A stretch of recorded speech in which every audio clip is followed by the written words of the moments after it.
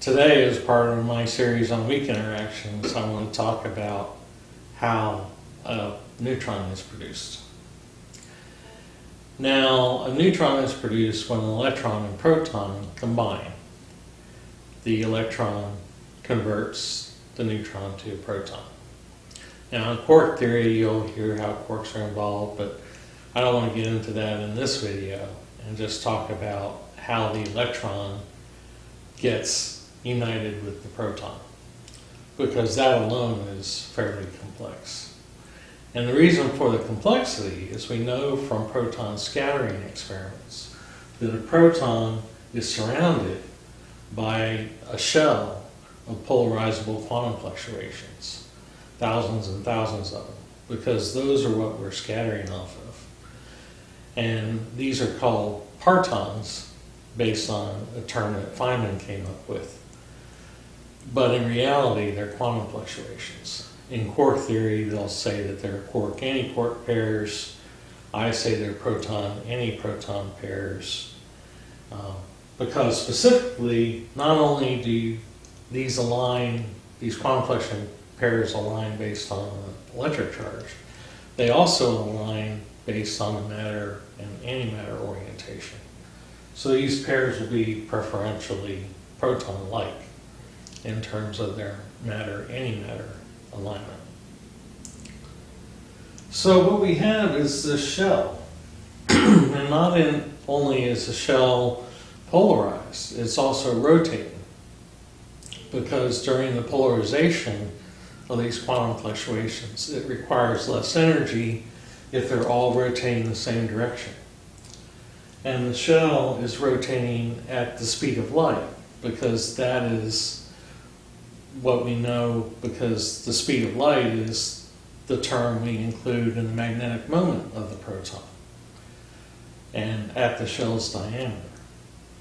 And the shell also gives us the mass of the proton. So the best way, from my viewpoint, to think of it is we have a bare polarizer in the middle, and then we have this shell. And in order for a neutron to form, the electron has to get past the shell. And it normally can't, and it requires, we know, 782 keV per c squared in mass energy in order for the neutron to form. So the brute force approach is to give the electron 782 keV of energy so that it has a chance to penetrate the shell of the proton and form a neutron. But part of the problem is the electron also has a shell of quantum fluctuations that form around it. That it polarizes the quantum field, so the quantum field around it becomes polarized. And these are electron-positron pairs because they're polarized with respect to electric charge and matter-antimatter at the same time. And we know the radius of this shell structure is the Compton radius, or twice the Compton wavelength. Because the Compton wavelength is a term we use, or we get, with both the magnetic moment and the mass of the electron, are both based on there being an electron structure at the Compton wavelength rotating again at the speed of light. So we have these two structures rotating at the speed of light, which normally prevent an electron and proton from combining. They prevent an electron from falling into a proton from purely Coulomb attraction, by purely electromagnetic attraction.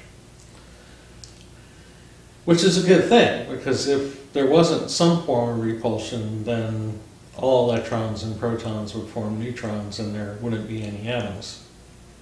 But we have hydrogen and all the other atoms because there's this repulsion that keeps them apart and keeps them in their orbitals, their regular orbital spacing. So then we have a question of how do we get past that? Well, one of the first keys is we have to have a bare electron get inside there. it has to get rid of its shell of stuff. And how does it do that? It does it with the quantum fluctuations. The quantum fluctuations themselves don't exist long enough to develop a shell around them, which is why quantum fluctuations are massless, because the mass comes from the shell. So what happens in reality is we get a quantum fluctuation, electron-positron, that interacts with the free electron, and also happens to have its positron near the free electron, but its electron in the interior of the proton, inside the shell. And then the outer electron and positron annihilate, and that leaves the quantum electron inside the shell next to the proton, the bare electron. And then you have your proton-electron combination, which becomes a neutron. And it's mediated by an electron-positron pair. And then, of course, I discussed in a previous video, you get neutron decay by reversing the process, where you get a positron that is interacting with the electron inside the proton. And then that causes the neutron to decay. It's a very simple interaction, and this is why we get the case of neutron forming at much lower energy. Starglass, for example, found that he had neutrons being produced in a vacuum arc discharge tube containing hydrogen operating at 35 keV. So 35 instead of 782 is sufficient to form neutrons. And he had neutron activation products in metals that he sampled in order to confirm this. So this is not really a surprise, because we know with fusion that you get fusion occurring at much lower energies than expected based on the peak energy required, that there's some quantum tunneling process.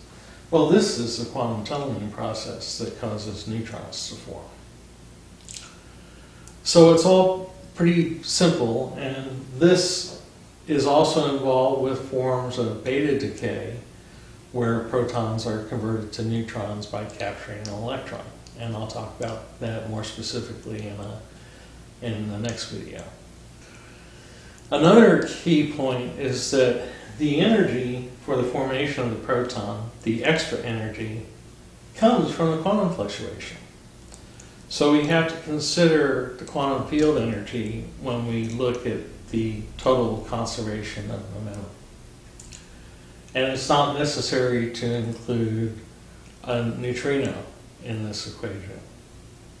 You can get it strictly because of the quantum fluctuation energy, and no neutrinos required.